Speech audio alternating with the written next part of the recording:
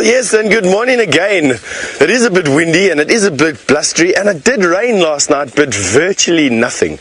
Let me show you how little it rained. So the rain did come, which is what we were predicting it to do, but not nearly enough. Let me show you here. If we scratch the surface of the sand, you'll notice that in a very quick space, it's dry. So that's how you decide how much rain fell.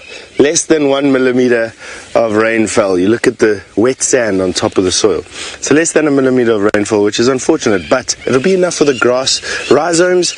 These are grass rhizomes. It's where grass, this is the grass's root here, and it will be enough to get them going and hopefully start the greening process over the next couple of weeks and months. Don't forget, this is an interactive show. You can ask me questions using YouTube and Twitter, using the question bar on YouTube and Twitter. I'm not alone here. It's myself, Brent, and Jamie and Scott are in the Mara in Kenya. We're walking today in the Kruger National Park and out of Djuma Private Game Reserve. And what we're going to be doing, we're going to be moving south today, mainly because the wind is coming out of the south. It's important on foot to keep the wind in your face, but also because we had Shadow, which is a female leopard, around Treehouse Dam. That's in that direction. We had her there with her cub yesterday. And then we've got Hosanna, which is in that direction. He was also hanging around Treehouse Dam. And so we're going to be moving into that area. Hopefully we can show you some more fantastic leopard on foot, which is an absolute highlight. In the meantime, and almost always, the plans do get hijacked by nearly everything, from elephant to buffalo to giraffe to maybe some rain. Who knows what's going to come out of the sky this morning? It doesn't look like it's going to rain. What do you think, VM? Clouds are moving pretty fast. Talking about that, we do have VM on camera today. There we go. Sorry, I was being rude. And, excuse me, I'm still battling with my foot and mouth disease that I have at the moment, or whatever it is that's creating this sinusitis. Probably a lot to do with a bit of hay fever, you know. There's so much pollen in the air at the moment from all the flowering plants, so you don't quite know if it is sinus or whether it is pollen. Anyway, Jamie's ready to say good morning to you. We'll catch up with you later.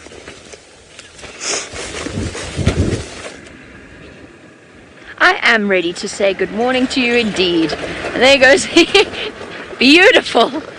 Thanks, James. I was just about to say something really profound about how the view this morning makes you feel both small and yet your heart so big. But there goes James. He's very enthusiastic and off he goes somewhere into the distance. A very good morning to all of you and welcome to the sunrise safari.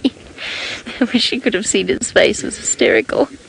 My name is Jamie, and this morning Manu is on camera with me, and we are coming to you live from the Masai Mara here in Kenya. So it really is the most stunning view that we get to enjoy each and every single morning as we make our way down the hill, assuming of course we haven't been out all night. But when we do get up and we travel down, it really is quite the wake-up call. Steph was talking about the wind in his face. There's always wind in our faces here. It's a windy place. Now, the plan for the morning, well, as you can see, we found the only sort of 1, 2, 3, 4, 5, 6, 7, 8 wildebeest remaining in the Northern Triangle. We're going to go and see if we can find that tiny little lion cub. My plans didn't work out yesterday afternoon. That's why we shouldn't have plans. But that is my plan for the morning. Don't forget, you can get hold of us on #SafariLive on Twitter. We love to hear from you. Questions, comments, and jokes. We love jokes, especially this time of the morning. Right. Speaking of our descent down the hill, we all have different approaches. As you can see, James basically flies. If he had wings, he'd be down at the bottom already. We took the medium approach, and Scott is taking, well, the slow approach. We certainly are taking the slow approach, and we are perched higher up still than James and Jamie. Good morning, my name is Scott. I'm teamed up with Ferg on camera, and as you've already seen and as you can continue to see, it is an incredibly beautiful morning here in the Mara. A little bit of a breeze, not as cold as it can be. I'm one jacket less than normal. This would be my third layer ordinarily, but it is getting warmer as the weeks roll on here in the Mara, and really enjoying the warmer weather, to be honest. Let's see if we can show you. There's James. He's down there by the water hole, tearing off. You can see a cloud of dust behind him. And you guys very seldom actually get to see views of our vehicle, so I like to try and show you as much as we can. I'm not sure exactly. Oh, there's Jamie there. Well done, Ferg. Ferg's ahead of the game, so there goes Jamie. And Manu. Marvellous, and we wish them obviously the best of luck. We've all decided to head into different areas. As I'm sure Jamie said, she's heading towards the lions, which are kind of off and to the left, towards the north. So that's where she's going to be going, and James and I are going to be heading south. My hope is to work the area where Brent got lucky enough to find that cheetah with its tiny cubs, and just work an area that I haven't spent much time in, and it is incredibly beautiful driving along the escarpment road. We are going to be sending you to James in his Ferrari Safari. Hold tight, off you go.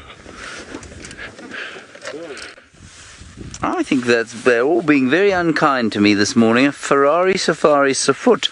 I had to get down the hill. I mean, we couldn't all do the same introduction from the same place here. Anyway, cloud of dust as I am, maligned as my character has been, besmirched as my good name has been this morning. Good morning. My name is James Henry, as you can see. Craig is on camera today. There he is. That's his bat-like thumb, just flicking into the screen nonchalantly. Our plan, as Scott has already told you, is to head round about to the south and hopefully try and find some cheetah. Excuse me 1 second. I can't hear Rebecca talking to me. Go again. Much better.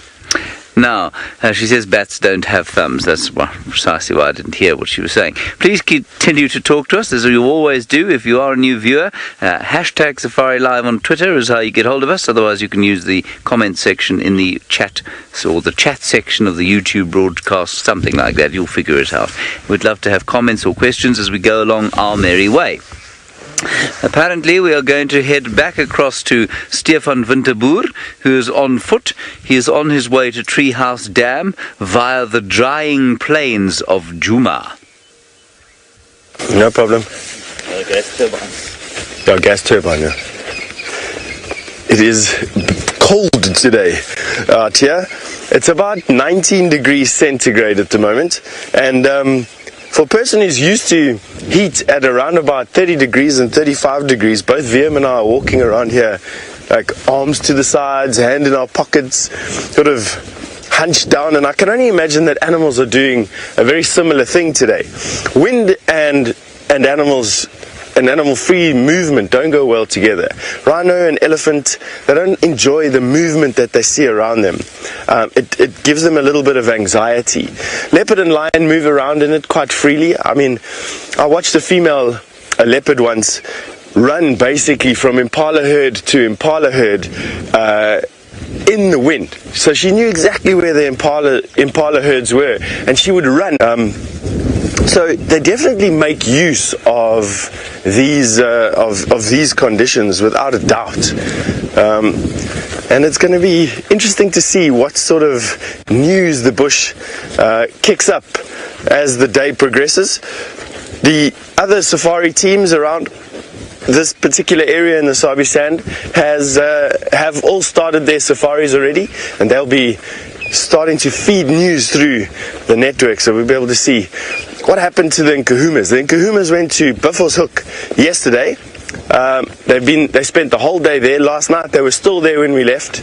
We had no idea where the Styx Pride were. They've disappeared further south than what anybody in this area can go. The Torchwood Pride, we haven't heard of anything in the last couple of nights at all. A lot of good leopard around, and I did see and hear hyena yesterday. So hyena dens are probably still a bit active.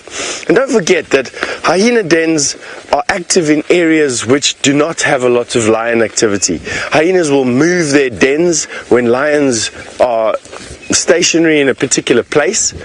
I would expect that the lions are patrolling from dam to dam, trying to find some prey to eat. For some reason this year, the general game concentrations around the pans in this particular area have been very low. It's just my perception, of course. It may not be the case. For those of you who manage the dam cams, you might be able to shed some light on what are the animal concentrations like around the dam cams in the middle of the day. But my perception is that they're fairly slim. There's not as many impala around. I haven't seen the big herd of impala that are on quarantine clearings. I haven't seen them in the last week. Where's all the wildebeest gone? There were 8 wildebeest here last week. I've seen 2 wildebeest since I've been back. People were asking on the radio yesterday, hey, has anyone seen a giraffe or a zebra? What's going on, you know? Something is happening over here that has moved the general game away. And it can only really be rain. And the reason for that is that general game levels are not really territorial, except for impala, really. Now, Trek, you've asked, are wildfires common in the dry season? Very. I have memories of almost every winter, with the exception of the time I've been here at Djuma, being full of fires. There was a stage we were fighting a fire every second or third day, where once a week you'd be called out on an emergency in the middle of the night to manage a fire, and large portions of places where we get to drive would be burnt black. We haven't had a fire here at Djuma, a significant fire here at Djuma, since I've started, and I can't remember the last time there was fire. This is just to give you an example. Here's some evidence of fire right away. This is a tree that was caught up in one of the last bushfires that was here. It was a tree knocked over by some elephant, and it dried out enough to catch fire, and then was put out by whatever caused it to go out, probably a little bit of rain.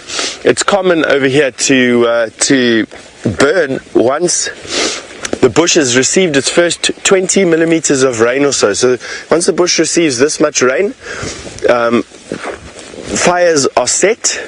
They are deliberately set, and the reason for that is that the stretch that wildfires can burn is a lot less than it used to be in before times. And the reason for that is people have got property.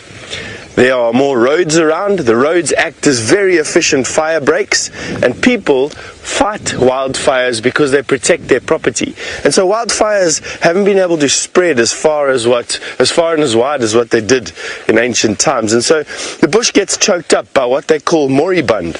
Moribund is things like this: combustible material that starts to fill up the bush, and fires are like a giant broom that just sweep up all this moribund and open up the bush again, and are very important in an ecosystem. Now, the year before last year and this year, the winters, there's been no fires in this particular area. Now, thankfully, we had a huge drought, and so the buildup of moribund has been fairly limited. What you do is you take a machine called a disc pasture meter, this big round disc, and you put it down on the floor, and then you let it go, and the disc lowers down onto the vegetation and will stop when it's compressed the vegetation at a certain level. And that'll give you an indication of the tons of moribund per square hectare. And when it reaches a certain point, you have to light the bush. So too much moribund, and you run the risk of a fire that's so hot that it even starts to light living material, and you can do a lot of damage to your bush by not putting fire through there. So it's a science. It's not an exact science. There's a lot of variables that come into play. Some people believe that burning late, burning early. I've seen the effect of fires all the way to Christmas time versus the effect of fires in May versus the effect of fires in July versus the effect of fires in September. I can't tell you which one is better or which one's worse. I personally find that the fires later on in the season look like they do less damage. I mean, I'm not an ecologist, so I wouldn't know exactly what it is. Just from an observation point of view, the bush seems to recover very quickly after a late season fire rather than an earlier fire. What else about fires that we can tell you over here? So when we do get a fire here at Djuma, it's going to be significant, I feel. And you run the risk of this fire burning down the entire place. Now, Aubrey, you'd like to know, are there controlled fires all year round? Aubrey, no. It gets so lush and so thick here late December, January and February that it would be virtually impossible to actually set a fire here. The air is too humid, and even with a strong wind, you don't get there's not enough dry material in amongst all the green stuff to actually burn. So you get a fire which they call a patch mosaic fire, which basically is a set fire. So you take a match and you light it, and then you leave it. You don't burn lines, you don't reset the fire. And the fire will find its way through these areas, and you find it'll burn this area and burn that area and burn up there, but it'll leave large swathes of bush untouched. It's not as effective, I think, but that, I mean, once again, I'm not an ecologist. This is just my observation. Quite often, the patch mosaic fire dies close to the road or close to the fire break, does nothing in the middle of the block. All right. Now, another person who's going to be speaking to you about some fires is Mr. Jamie Patterson.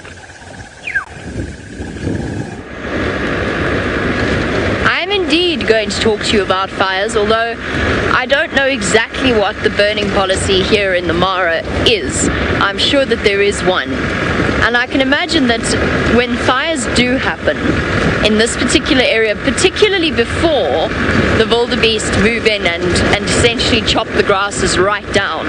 And those of you who have been watching us since the beginning, you remember how long the grass was. It was easily at times over the side of the car, and it's thick grass. So I can imagine that when it does burn here, and you can see in certain places, you can see where fires have been through. I imagine it burns hot, and, well, maybe not hot, but fast. Very, very, very fast. And it's a very windy place. Because it's so open and because there's the escarpment, the wind howls almost constantly. So imagine when a runaway fire happens, or even a controlled fire will have to be carefully done, but a runaway fire, when the grass is along, must be something quite terrifying.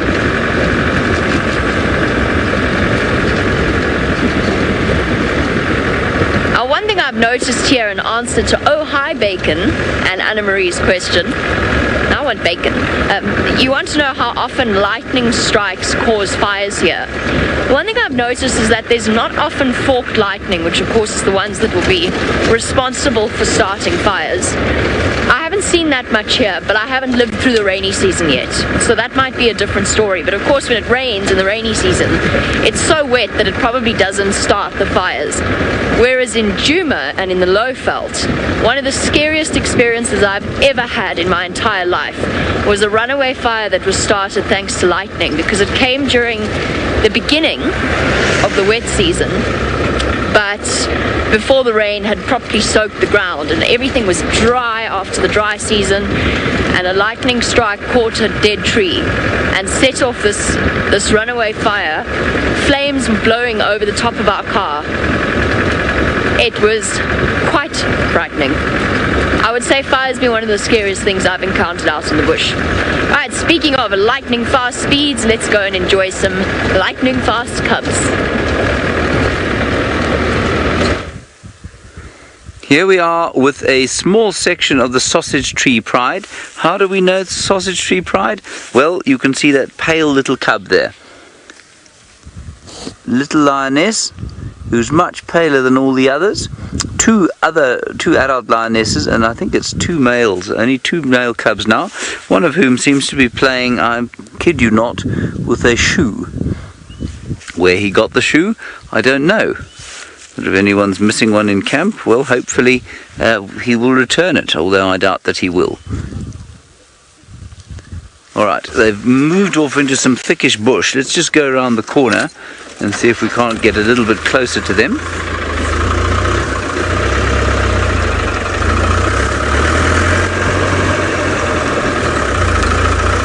And spend a bit of time with them. They seem to be quite playful, not flat, which is marvellous. Because of course lions do like to be flat. much of the time. And you just nip round the corner here. There's a very nice little road that heads towards where they are. They look quite full, so I'm pretty sure they ate something last night. Don't know what it was. And rather like yesterday, today is very, very kind of white light. You right there, Craig?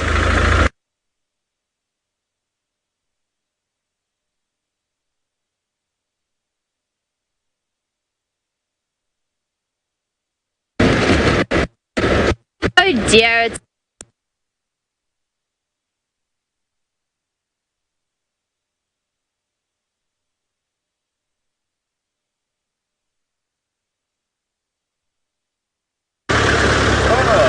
Welcome! We were just letting Bex know, who's directing the show, that we were going to stop here and try and get some two shots of James and the Ryons. James, you can see, is over there. I'm not sure what went wrong with his vehicle. And he is heading towards the Ryons. They're just in front of him, so we're going to get some beautiful two shots. And the lions are actually perched perfectly up on a termite mound. But I guess unless James knows what we're trying to do, he may not position the vehicle accordingly. And I think he's just trying to get you the best possible shots. But look at how cool this is. The cubs are playing about. And sadly, I think they're about to disappear into the jungle. In the background, as you can see, there's a very dark jungle back there. And I'm thinking they're going to head into there. They may pop out on the other side at some point, or they may take the day off relaxing there. Good start to the morning, though, that's for certain. Let's see if these guys are also going to continue to play for us, which it looks like they are. They're having a bit of a wrestling match. I haven't spent a huge amount of time with this pride, so I don't know them as well as probably Jamie. I think she spent the most time with them. So I'm not even sure how many cubs and lioness are in this pride. To be honest, it's quite difficult to keep track of all the lions in the Mara. They are just so, cool. They're just hard to keep track of, I guess. And being assigned to the cheetah, I've been focusing my time and attention. Like I said, my plan for this morning to go and see if we can't track down a female cheetah who's apparently got some tiny little cubs. Her den is quite high up in an area where it would be difficult for us to get to, I'm told, but we may find her lurking about.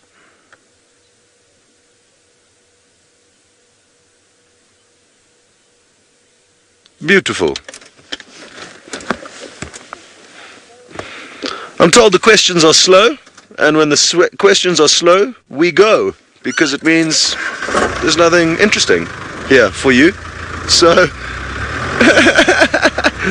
so we will head off, and please do send through some questions, otherwise it's awfully lonely out here.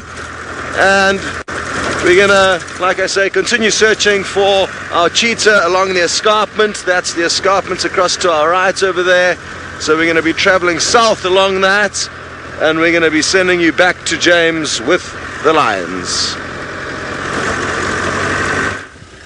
Well, I'm afraid the lions have disappeared into the bushes. We're going to try and see if we can get one more view of them, but they've disappeared. Oh, no, there's another one there. She's looking into where they've gone. It's just going to get quite hot now and sunny, and so they're probably going to head into those bushes, but they may well cross over, and Scott might catch up with them on the other side when he goes up to the escarpment. That seems to be where they're heading. Now, we seem to be on pretty much a territorial boundary between the Angama pride and the Sausage Tree pride.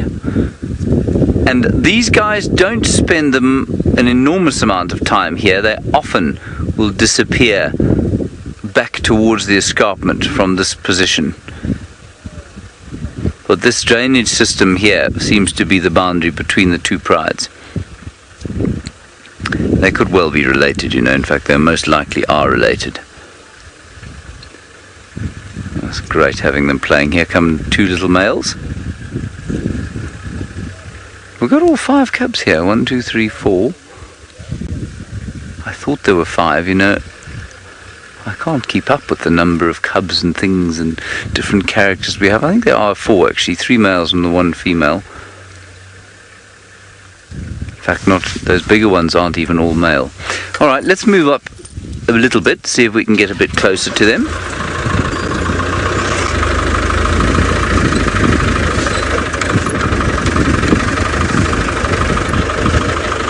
All right, I believe that the white light here is quite unusual in comparison with what's going on at Djuma, where things seem to be a lot more gloomy than they are here.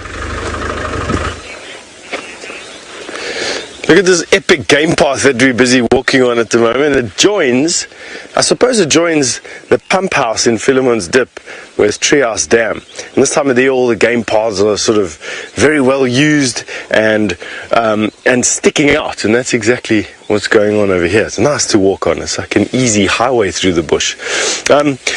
Sky sent us a nice question about fire, talking about fire, and she wanted to know what happens to all the animals during a fire, and do many animals lose their lives? Sky, I can tell you that I've never seen a dead animal in a fire. Unless it was already dead before or it's injured in some way. I've never seen a big animal or even a baby animal die in a fire. The reason for that is that fire has been part of this wilderness here since the dawn of time, since before animals even evolved to their current forms. And I think animals have got a natural fear and habit of moving away from the fire. Wildfires, generally speaking, will announce their arrival with very tall plumes of smoke into the air, and sometimes many weeks before they actually arrive in a particular place. That's in ancient times. In modern day times, fires are very restricted to certain areas, and animals literally can just cross a road, or they can move out onto and around fires from along a fire break, and they do so very effectively. Even when fires are burning towards a fence line, where you'd think that animals can't go anywhere, they move out along the fence line and they get around the fire. So much so, and they're so comfortable with fire, that I've seen rhino and leopard walking behind the fire and walking out, and for some reason rhino quite enjoy cropping grass rhizomes and grass that has just been burnt, and leopard will be moving out onto the burnt areas, looking for those insects and those other the little creatures, not big mammals like impala and kudu and elephant, that were caught up in the flames and couldn't get away. Now, there are some stories of animals being caught in fires, but I think the same with anything. There's a certain, there will always be a certain group or population that is in the wrong place at the wrong time, and it's them that will generate in us this fear of fire. You do see horror pictures of animals that have been caught up in fires and burnt, but in my opinion, even dinosaurs were burnt by fires, and it's just a common thing. It's inevitable that some animals will be caught up, just like a flood, I suppose, or a mudslide or an earthquake. There will be some animals that basically don't make it. Oh, this is a big termite, man.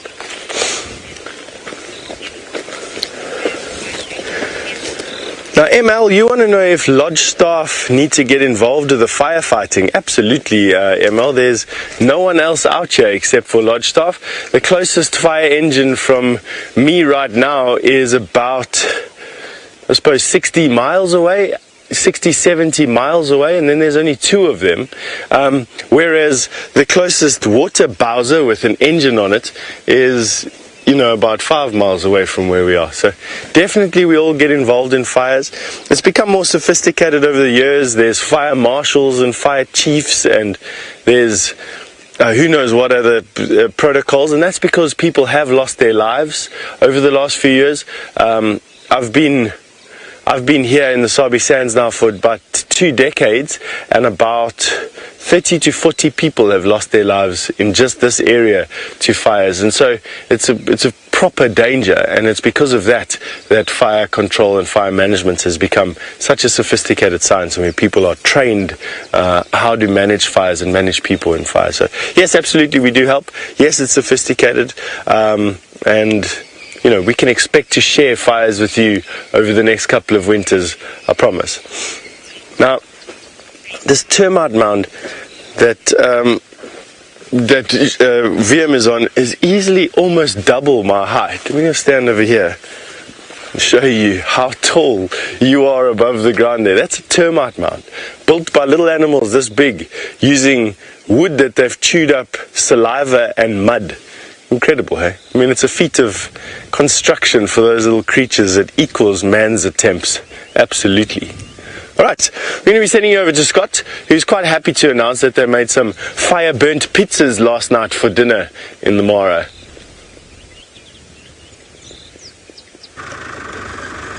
Oh yes, we did, and they were very, very tasty. There's a affirmation from Ferg.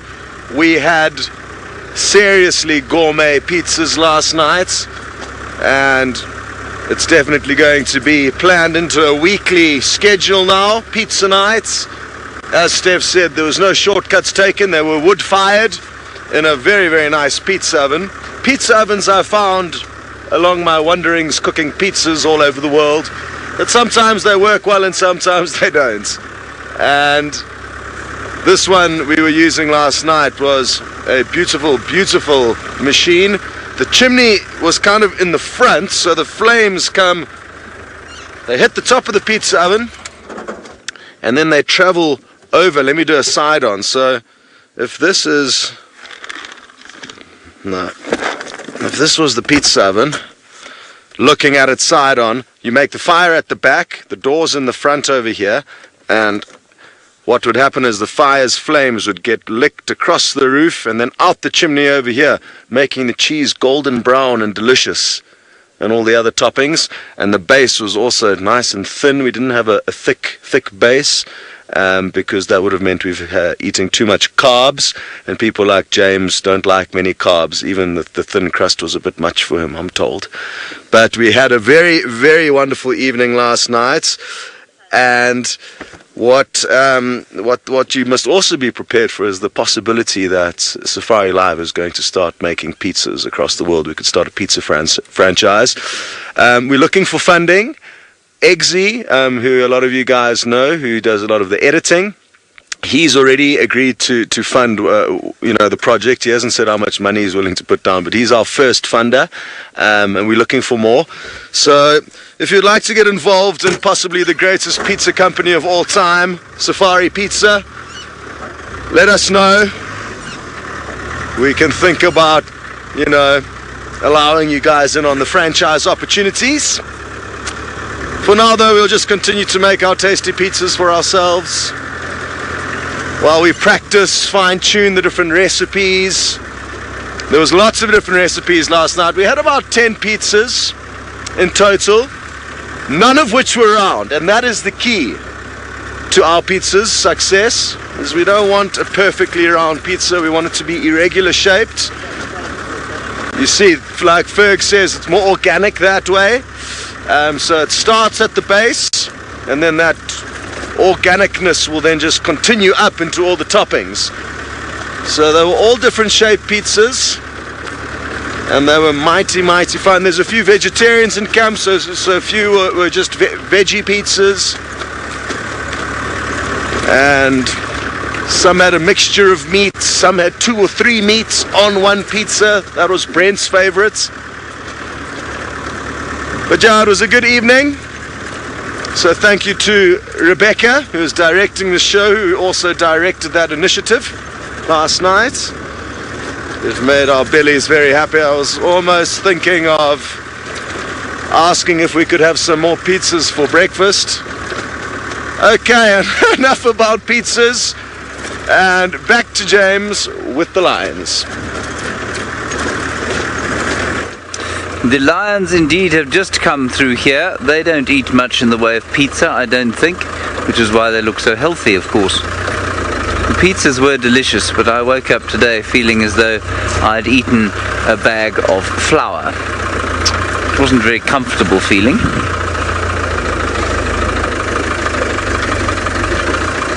Beautiful area this, and they're one of the ladies of the Sausage Tree Pride. The rest of them are still messing around just below here. Now we're not going to sit with them all morning. I'm just going to see if there isn't something perhaps that they might like to eat beyond here.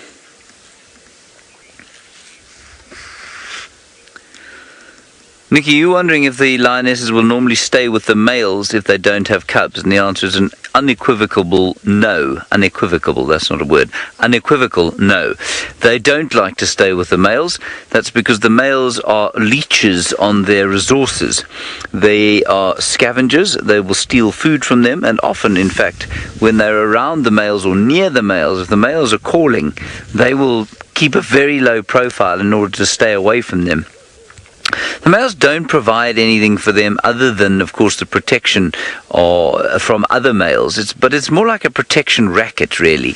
So, I mean, I'm not sure if you know what a protection racket is, but it's if you, let's pretend that you have a shop in a certain neighborhood, some heavies will come in one day and they will say to you, well, if you don't want, if you this is a bad neighborhood, you should probably pay us to look after you. And if you say, no, I don't need you to help to look after me, well, then they break your shop up. And so you have to pay them in order to, they will protect you, but at the same time there is a cost to having their protection. That's a protection racket.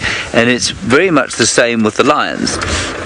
The males basically extract their pound of flesh, if you like, by stealing food from the females as often as they can, in order, with the deal being that they'll sort of protect the territory. But there's very little in the way of affection or kind of, there's not much of a relationship, I'd say, between them all. Alright, I don't think we're going to get another view of these guys. They've gone into some very thick bush, but Jamie seems to have found the chairman of one of the protection rackets of the Mara Triangle.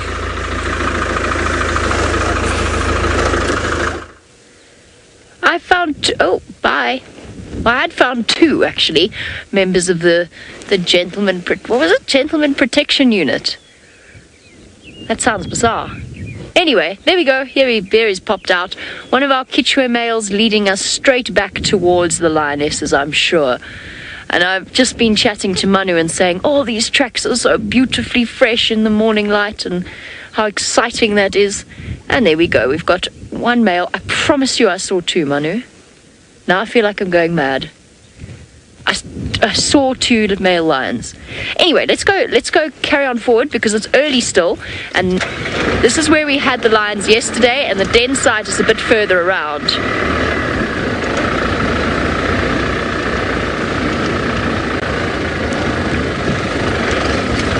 Oliveira, yes, I think it is one of the males that controls the Sausage Tree Pride. I've only ever seen the sausages with one male before, but it is part of it. There we go, there's a lioness. I will move in a moment, just give you an idea of where she is. I'm pretty sure it's exactly the same coalition. Oh, there's a whole pride over there. How lovely, let's go closer. They're known as the Chitwa males, the Triangle Boys. They know it by many different names and consists of a male with a big dark mane, half tail, who's got a half tail, fang, missing a tooth, and one other strange male who's kind of on the outskirts. And I say strange, he's not strange, he's a bit of an outsider. I don't see him with the rest of the group all that regularly. So their territory extends all the way from the Mara River at the Chitwa Triangle, to my understanding, right across to the Sausage Tree Pride, and it stops with our Sausage Tree Split. Their territory does not extend to cover that of the other Sausage Tree females that we've come to know, the big group with the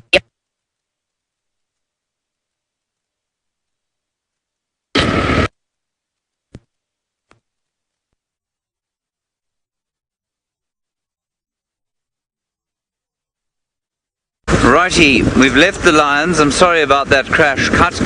We have obviously got some signal issues up north in the triangle. What we have here is a very nice grouping of buffalo being observed by a Coax hartebeest, which I think is, well, it's certainly pushing the, it's pushing the Topi for being my favourite antelope out here. We'll just get into a position where we can see it. Just get past this bush. It's taking forever to get past this bush. We're not going to. We're just going to stop right here. There we go. There's the Coax hartebeest displaying himself very nicely on a small termite mound. And who can forget, of course, Willem Doornbraak's immortal description of the difference between a Topi and a Coax hartebeest. His description was that the Coax hartebeest looks like it forgot to put its pants on in the morning, because they had that white patch at the back as opposed to that liver-coloured patch. They're odd-looking creatures. Only found up here, not found in South Africa. You get a different subspecies in South Africa. 2 different subspecies in South Africa. The Liechtensteins and the red. And then beyond them, a very large herd of beefalo. Well, not very large, largish. A couple of hundred probably, maybe 100. And distributed evenly in amongst them, the zebra.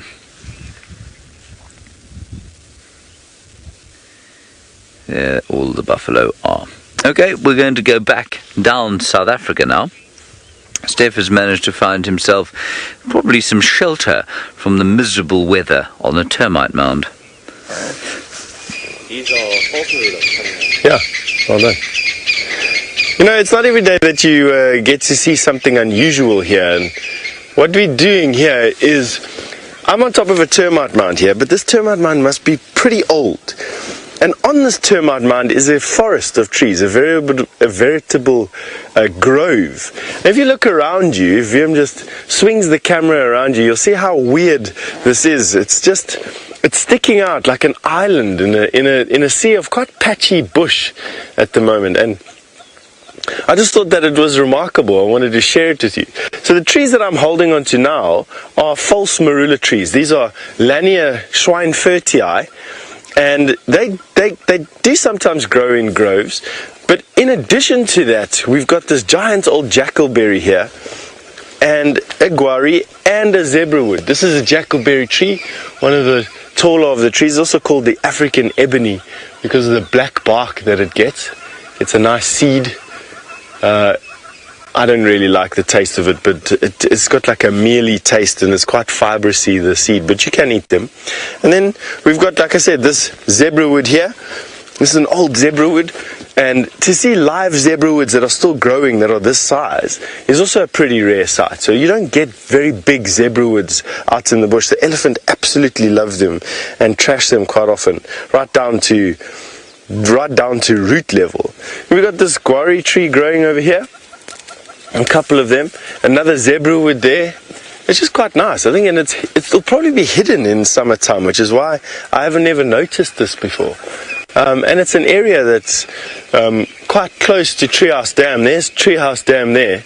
I mean, it wouldn't be like we haven't seen this particular thicket from the road. Just we've never walked here before, never seen it. Now, it's growing on top of a termite mound because of the fact that the termites are in their excavations for this particular mound and in wanting to produce the best air conditioner for their fungus farms, also inadvertently churn up the soil, they aerate the soil, they provide a lot of humus in the form of decaying plant material and their own bodies and their own feces. They create heat which sucks water up and creates water in this area, so you get water and minerals and aeration and humus and compost. And I mean, why not build here? If you were a tree, you just got to protect yourself from the termites. And all of these trees share a singularity. The the African ebony has a very high tannin content in its bark, which means that the termites, to eat it for the termites is poisonous. That is also shared by the Lania schweinfurtii. The false marula also has a high tannin content in its bark. And the zebra wood is so hard, it is almost impervious to being eaten by termites. And so it doesn't have anything to worry about being eaten by termites at all. Now, yesterday I think we were talking about getting lost out here. Now, come stand down here while I answer Eduardo's question about how long it takes termites to build a termite mound this big. Eduardo, that is also a topic of much discussion out here, is how old are these termite mounds? If a termite queen lives for 25 to 35 years and she's laying an egg every 3 seconds for the majority of that time, she's giving birth to millions upon millions of termites. In some cases, I think a termite colony is eternal, and when one queen dies, another queen takes over the reins, and she carries on at one egg every 3 seconds, and when she dies, another termite queen takes it over. And I mean, if they're living for 30 years, you just need 10 or 20 queens in succession, and over a period of many hundreds of years, the termites in one particular termite mound will all share the same genes, and that termite mound will get as big as it needs to be as efficient as it needs to be in this particular area. I think that they take hundreds of years to reach the sizes that they do out here. Other lines of thought are that something happens, the termites are raided by whatever, they're killed off by fungus. Termites do get sick and they are preyed upon by others, and the termite nest itself will go dormant. But because it's such a prime area for rehabilitation, when termites alates, the sexually active or reproductive, not sexually active, the sexually reproductive castes in a termite colony are flying here, some will land on these deserted or uninhabited termite mounds and restart their colony. But because they don't start from scratch, there's not such a high attrition rate, and because of that, termite colonies very quickly start to build on the outside of these termite mounds. So you've got a half dormant one with new establishments on the periphery, which give it size quite quickly.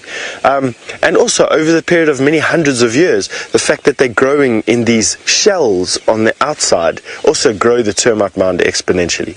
So, good question, Eduardo. It's a source of debate and constant sort of discussion with me at the moment,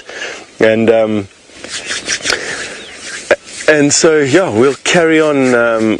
We'll carry on discussing that, I'm sure, at length until one of our viewers one day has done their quadruple PhD on termites and helps us understand this, and helps all of us understand it. Now, Rebecca in the Mara FC, all the way in Kenya, has asked me a question about fire and termites. Do the termites go back into the termite mound when there's fire? And do they bake inside there? I suppose so, Rebecca. Then everything here is averse to fire. The same instinctive reaction that you have to fire when it's wild and uncontrolled and coming towards you is one of fear. That's that you programmed for. That's the little caveman in you going, ah, run away. Animals have exactly the same thing. And they will move away from fire or any indication of fire. They'll retract. Now, we were talking yesterday about getting lost in the bush on a day like today, where it's very difficult to decide where you are if there's no significant landmark or if there's no sun shining. So I know basically that the sun rises in the east and sets in the west. Sunrise was a couple of minutes ago, but where's the sun and where's east and where's west? But in this particular area, you can use the dung of mongoose. They sun themselves on the northern side of the termite mounds, and we've got some droppings right here of the dwarf mongoose. And this is incidentally the northern side of this particular termite mound. All right, but we're going to discuss that a little bit later. Jamie is having her last view of those cubs, and so before they disappear, see you later.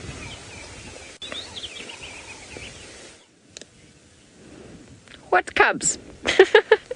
They got lost in the bushes and it's not even cloudy today. All right, let me explain exactly what has happened. We're at the den site. The 2 lionesses were here with the older cubs. I haven't seen the younger cubs yet. There's some very, very tiny ones hidden in this lugger, in this river system. It's one of the prettiest areas in this entire place.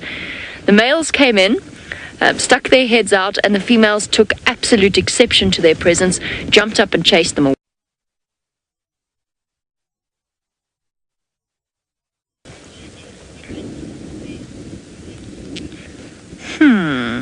I'm going to sit here and wait for them to come back, because I think she'll come back and check on the little ones once she's decided that the male has gone safely.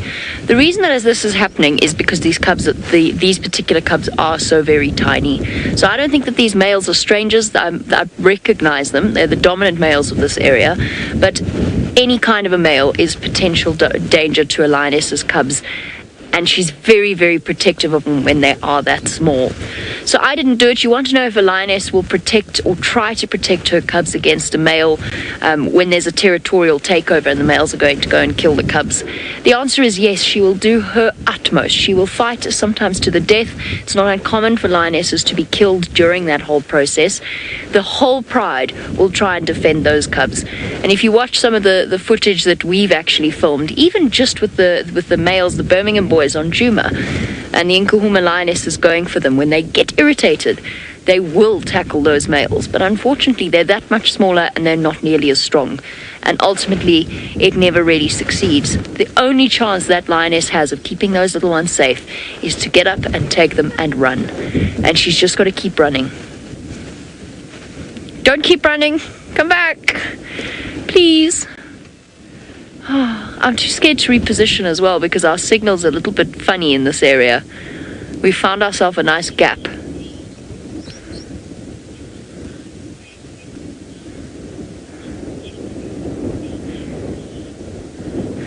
HG, is it G, Rebecca? HG Sporty? Or is it HD? Ah, HD. There's a buffalo on the right over there. HD Sporty.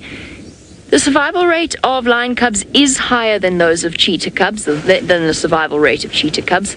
It is circumstantial, so the average is heavily swayed when calculating the number or the mortality rate of lion cubs, because when a takeover happens, it involves the death of most of the cubs in an area, so that really does affect it. But being social and allo-suckling contribute an enormous amount to the survival of lion cubs, whereas a female cheetah has to do it all on her own. And what you're looking at, or we're looking at there, is one of the biggest threats to cheetah cubs out here. Buffalo are known, if they find a cheetah den, when mom is out, or even if mom is there, because mom is, a lion can chase a buffalo and can intimidate a buffalo. A cheetah absolutely cannot. And buffalo will go and they will deliberately seek out and kill cheetah cubs. Baboons, again, a baboon is unlikely to tangle with a lion, maybe if she found the cubs on their own, but you never know when mom might be lurking. I mean, somewhere in there is a lion very close to this den site with these little cubs. Leopard, hyena, cheetah just really have a very, very tough time of things. And of course, it doesn't help that even though they've got a higher hunting success rate, they don't often manage to keep their kills away from the hyenas out here. They usually just have time for a couple of quick gorged mouthfuls. But lions? Why? Males. I had a funny feeling when the males popped out that this was going to happen. And there's nothing we can do about it, unfortunately. We just have to... Kitty, kitty? No, that doesn't work on lions. I should know, I've tried it in desperation a few times. Would you like to hear a funny fire story while I sit here? I'll tell you a funny fire tale of a friend of mine. It was the same runaway fire I was talking about, but it kind of got to the point where it was almost under control, and we raced back to get help to control it. And she had just arrived in the African bush. She was very enthusiastic, but was perhaps not fully aware of the realities of the African vegetation. So she begged us to come with. We raced back out to the fire. She jumped out with her fire beater, took 3 steps and went straight into 3 knob thorns with her arms extended like this. Now, Steph, for our new viewers, perhaps if you ask Steph nicely, he'll show you what a knob thorn tree is. She went into 3 little ones and she was stuck, spread-eagled, as the fire disappeared off down into the distance. And my boss at the time took one look at the way that she was stuck and the places that the thorns had hooked. I went, "JB, help me! JB!" and then disappeared. By the time we'd finished unpicking her from all of the little knob thorns, she raced forward and the fire was just a smouldering remain. It was completely out, and she started enthusiastically beating a burning pile of elephant dung. It was hysterical. It sticks in my mind, and now it's brought that story. She was very enthusiastic. 10 out of 10 for enthusiasm. 3 out of 10 for observational awareness. But it happens. Most of us kind of now instinctively duck the knob thorns.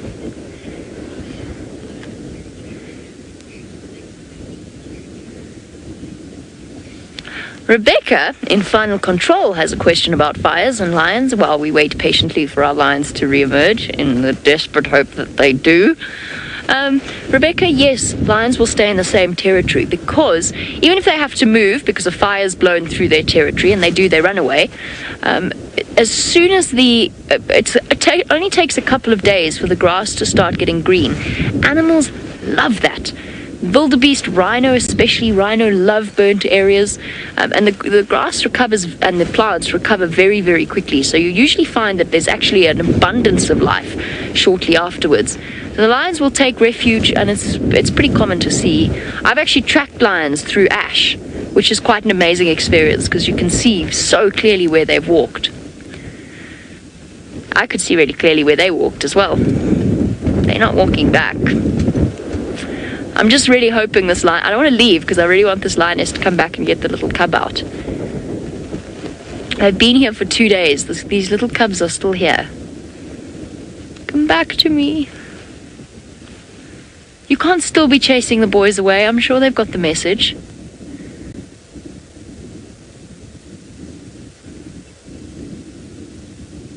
So...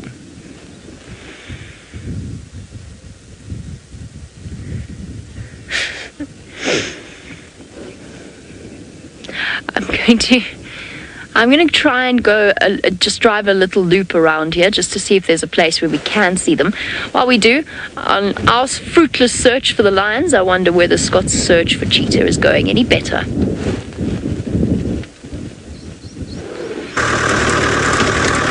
Yes, we still don't have any fruit yet on our search, but I think there's quite a lot of fruit lying ahead, awaiting us. Apples, bananas, all delicious and ripe. I'm feeling lucky this morning. I'm not sure why, but I think we're going to find this female cheetah perched elegantly up on a termite mound, searching for prey. And thereafter she will hunt, have a snack, and go back up this hill to our right to wherever her cubs are. Now, I'm not sure how high up the hill, but I'm told it's quite high up. Too high, in fact, to get a vehicle to, and I know that for a fact because if anybody was going to get a vehicle to a tricky position, it would be Mr. Leo Smith, who found this cheetah and her den site with some tiny little fur balls a few days ago. So, interestingly, it's not just the cheetah I'm feeling that we may get lucky with. All these trees provide a perfect place for a leopard to hoist its kill, and we have seen a few kills in these trees, but I have yet to show you guys a leopard in all my time here now, and I would love to remedy that this morning.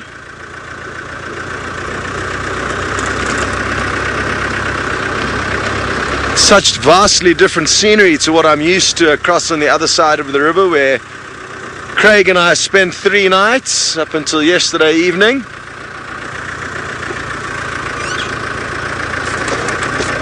There it's more flat and open, we don't have a beautiful big mountain.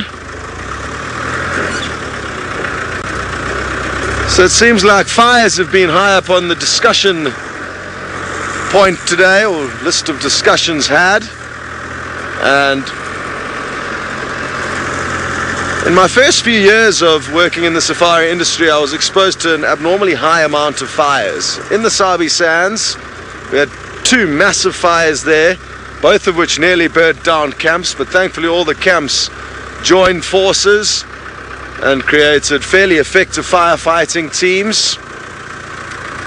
But it is no joke fighting bushfires. It can be very scary and very dangerous.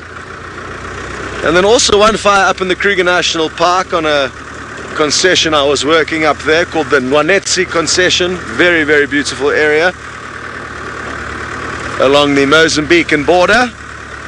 I remember a white rhino running past me in the dark. The rhino was running away from the fire. We were running towards the fire to try and start a back burn.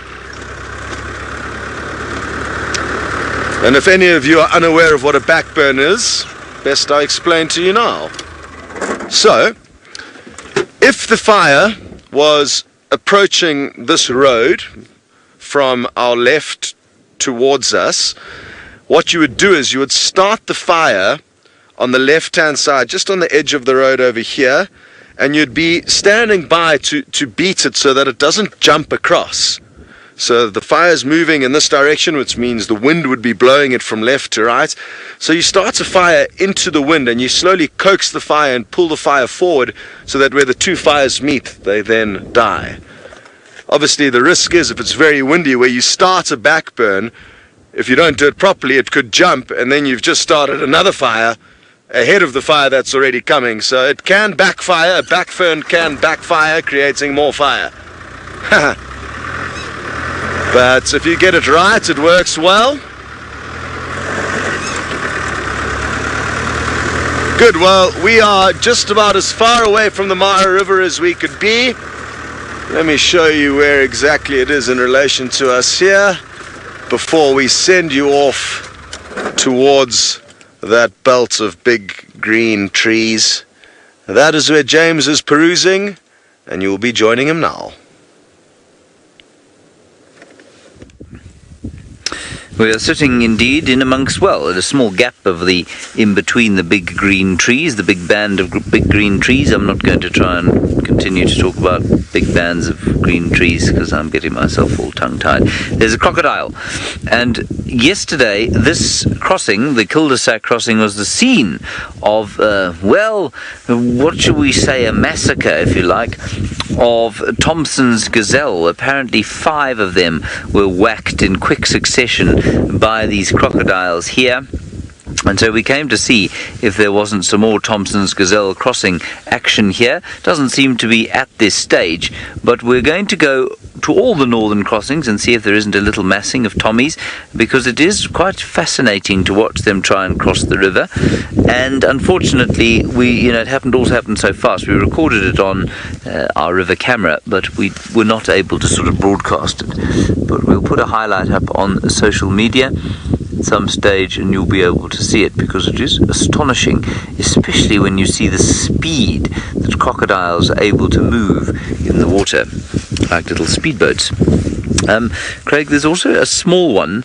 I know the light is going to be horrid, but over the top of my left shoulder there's a small one basking there, and just there, yes, on the edge of that peninsula.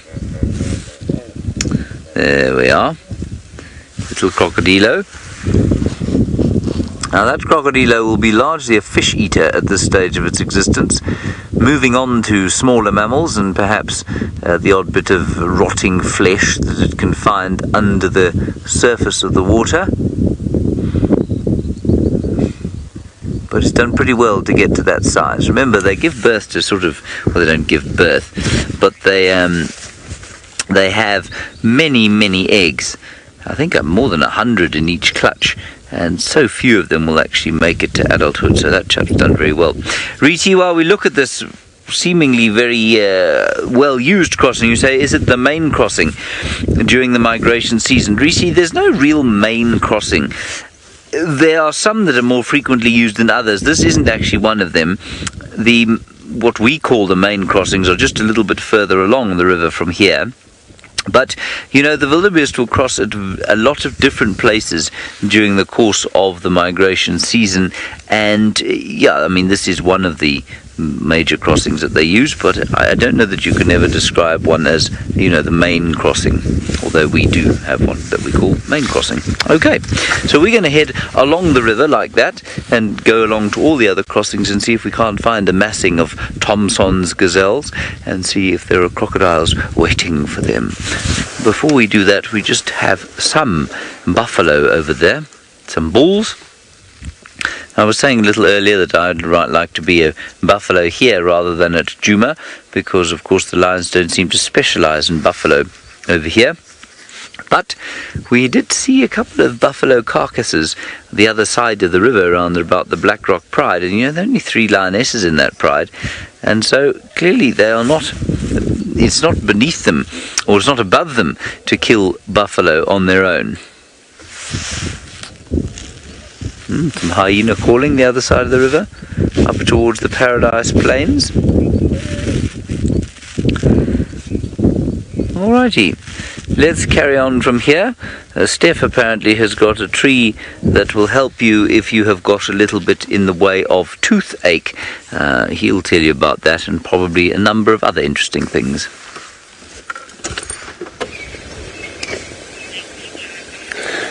We are looking at a knobthorn tree. Jamie asked me to show you a knobthorn tree, and so that's what we're doing.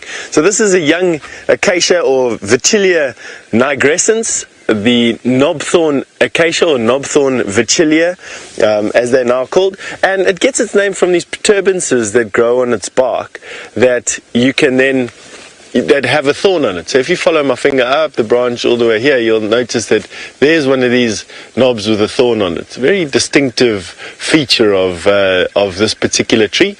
The knobs themselves are used to cure a type of toothache that you get. They're broken off and then they're pounded and mixed with water and boiled a little bit, and when it cools down, people are given the mixture to gargle and rinse over the sore tooth, and it apparently cures some forms of toothache. The reason for that is probably because these knobs on this particular tree have a relatively high tannin content, and by boiling the tannin out and by putting it in the mouth, you can constrict some blood vessels there and take away blood and numb an area effectively. What else is on this particular plant is a colony of cocktail ants. And these ants belong to a group of ants called the chromatogasters, and a very large, very aggressive family of ant. They, in most cases, carry their tails cocked up above their head. Today is cold, and of course, insects, here's one with its tail cocked up above its head. And in most cases, cold weather and insects make for a slow moving. They are very fast moving, and you can actually elicit quite a reaction from these guys. They're very aggressive. They live on these Vachellias to help the plant protect itself from browsers that are being eaten, and they walk around with their stings exposed. So ants, bees and wasps all belong to an order of insects called the Hymenoptera. They're all related to one another, and some ants have stings. These particular ants have stings that can spray out a chemical cocktail that can chase an elephant away from a... Look, there, it bit me. See the thorn there? These hooked thorns on these plants are aggressive. And they are, you can see how big that was. They're very, they don't like you coming close to them, and they're designed that way. This tree doesn't want to get its leaves. So Rebecca, who's directing the show today from the Morrow, wants me to explain what my explosive ana was. That's a good question, actually. It's an expletive which is it's non-insulting. It's an Afrikaans, or one of the white tribe of South Africa, the Afrikaans people, use ana to explain something that hurts, that is unexpectedly and shocking. So it's a painful, unexpected shock, but it is not using a vulgar term or a swear word. It's not considered insulting. In other words, it's a conservative expletive for something that is surprising and shocking. So, if I can explain it that way. Now these trees do get big. They grow into veritable giants like this. This isn't the biggest knobthorn that's around, but they don't get much taller than this. This is about as tall as what they get. And this is a healthy looking one with a beautiful green foliage that grows throughout the tree. You can see that this tree is already starting to get its summer covering, and a firm favorite of the elephant. Elephants knock down these trees, they ring bark these trees, they stuff mouthfuls of these trees as leaves into their mouth, even with the chromatogaster ants and all the thorns. It does nothing to them. We're going to be strolling through this grove of knobthorns now. Oh, look, here's a midden from Impala. This is an Impala midden. This would have been used extensively, or does get used extensively, but it would have been used even more extensively by the male Impala that was holding sway over these particular females in this area. He would have come and deposited his dung on this latrine site and then urinated on it as a signpost to say to other male impala that this is my area. Female impala would have come in and deposited their dung on the periphery of this, and you can see their dung is all scattered on the outside, and many latrine sites are the same. Females using the outside, you can see here, this would have been where the ladies would have gone and done their business, and every time a male comes along, he would have gone straight to the middle, the most hardcore one. And any challenges to his throne would have come and deposited their dung here as well. And quite often you get impala depositing dung upon dung upon dung upon dung. It's a ridiculous exercise. But it's designed for one thing, and that's to assert dominance but without having to fight for it. Nothing here wants to fight. They don't want to get into a physical contest of strength with one another, because you run the risk of injuring yourself to the point of death. And although evenly matched males will often revert to fighting one another, quite often to the death, when animals are slightly different and they mismatched slightly, it makes more sense to posture, to pose, to roar, to use communal defecation and urination as a way to assert dominance, but without having to resort to fisting or to fist fighting or to locking horns with one another, or in hippos' cases, cutting each other to threads with their teeth.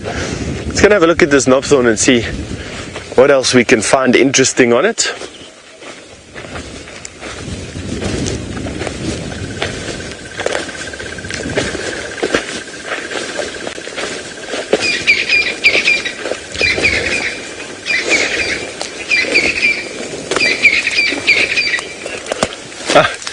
Don, thank you very much for the compliment. You've said that this is only your second bushwalk with Wild Earth and that you're loving it. I must be honest, these bushwalks, they do add a nice spice to the show. It is quite nice. And I can't wait for James to come and host a bushwalk, and Scott to come and host a bushwalk, and Jamie and Brent. Each of us bring a different aspect to this bushwalk. We all got different tastes and likes and interests, and it comes out in a bushwalk far more, in my opinion at least, than it comes out on Game Drive.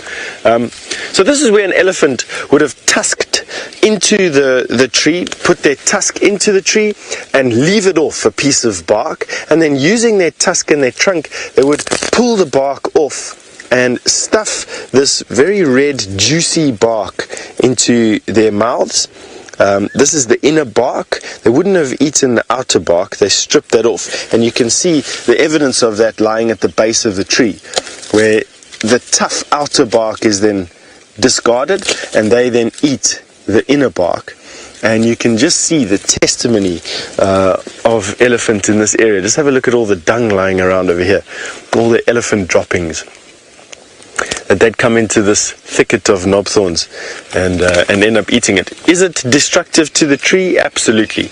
This is way through the cambium layer already, so this part of the tree has very, very limited vascular capacity. In other words, nutrients from the leaves can't go down to the tree, and minerals and water from the roots can't get up to the leaves, because this is just for support. This part of the tree just allows structural support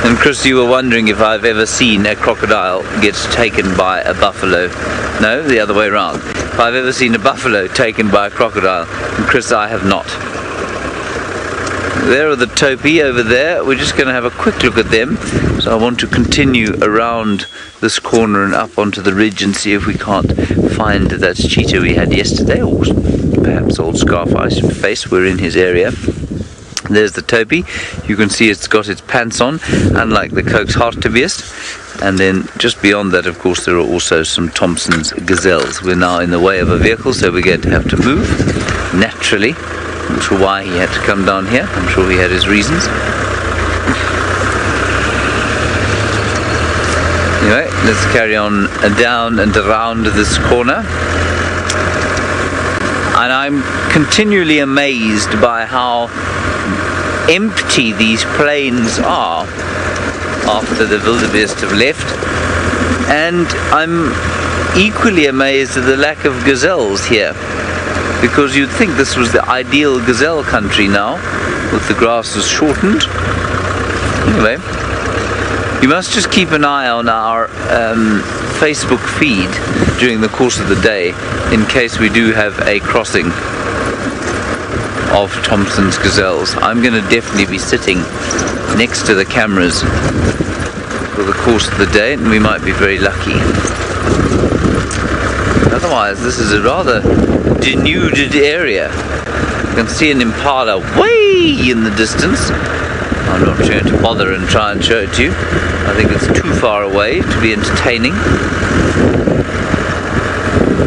We're going to head up over the top past Serena, which is the headquarters, and then down back towards another curve in the Mara River.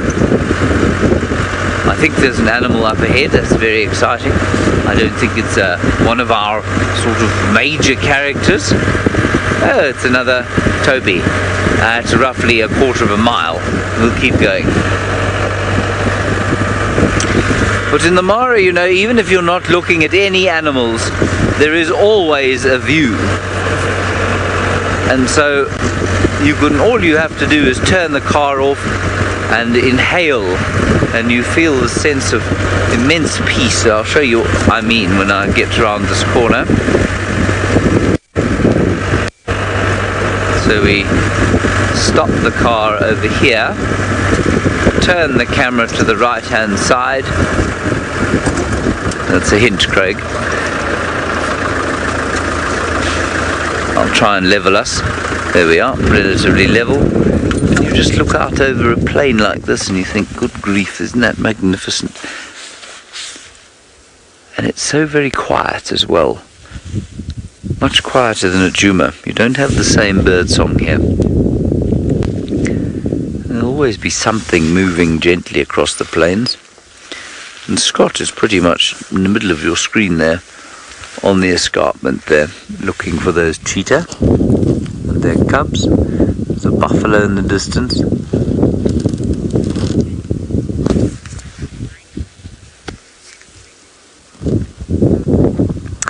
John Michael, you want to know what my favorite thing about the Mara is? I think exactly what you're looking at right now. The immense space and the fact that you can see so much of it. You know, people talk often about the magnificence of the Okavango Delta, and it is absolutely magnificent. But for me, and this is purely a personal thing, because it's so flat, there isn't a hill in the place. In fact, there isn't a stone in the place. It's just ancient Kalahari sand. Because you cannot get any elevation and see, you know, over it all, I don't find it nearly as attractive as a place like this, where you can climb up a little mountain or drive up a hill and then just see forever and ever. And I love that part of this landscape. I mean, obviously the quite astonishing abundance of wildlife here makes a huge difference to my love of the Mara. LMI, you're wondering if we're allowed to use drones here, and we are not. It's why we made extensive use of the balloon during our TV show. We didn't use any kind of drone because we're simply not allowed to. I'm not sure exactly what the reason is. And I think it's a national rule. I don't think it's a I don't think it's a Mara triangle rule. So you're not actually allowed to use one, I think, anywhere in Kenya unless you're part of the military or something like that. So I'm afraid we can't use a drone here. We're hoping one day we will be able to, because it would be very special, especially at night, to use a thermal drone, for example, to find cats and the animals that they're hunting. Imagine watching one of these, especially these open plains, imagine watching one of those sort of massacres that the lions bring to bear on the wildebeest from above. That would be quite something with a thermal drone. It would be utterly astonishing. So maybe one day. Alrighty, let's continue up this little hill.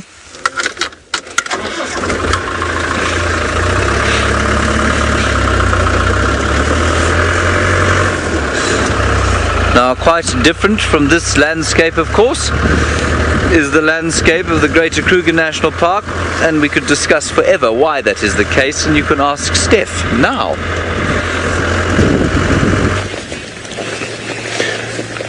We're just approaching the Twin Dams area now, and this is where we had young Hosana yesterday. And we've been approaching fairly quietly because we want to listen to the bush in front of us. He will have an effect on the area around him, and he really likes this area. He likes to live around here. We're going to be snooping around here for the next good few minutes and seeing if we can pick him up here. Even now I can hear Franklin's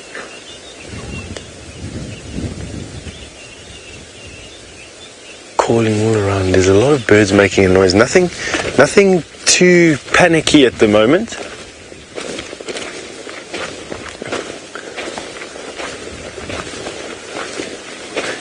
And we've got the dam coming out of the bushes in front of us there.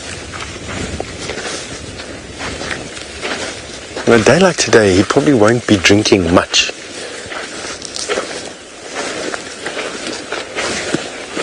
But you might find that there's some other things here that do want to drink and that he would like to prey upon. Now, young leopard like him, these young sub-adult leopard, will live in a particular area. This isn't his house. But from a very young cub, his mother used to frequent this area. It's large. It's not like it's just this dam. It's a large surface area here.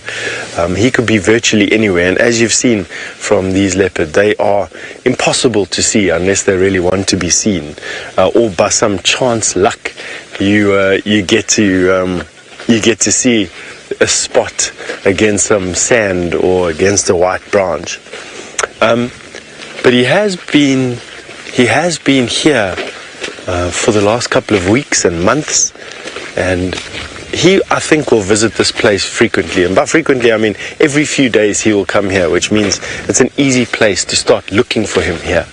Like the hub on a bicycle, if I could put it to you this way. And he will go there and play around there and come back and then go there and play around there.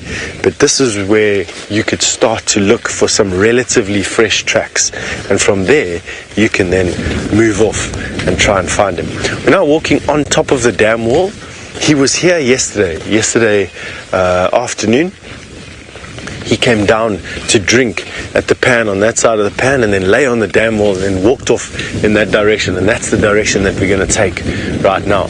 See if we can spook him out here somewhere, or here if he's somewhere. It'll be pretty epic to see this leopard on foot again, I must be honest with you. It's quite exciting. He was lying right here yesterday. He was lying here and he was looking out over the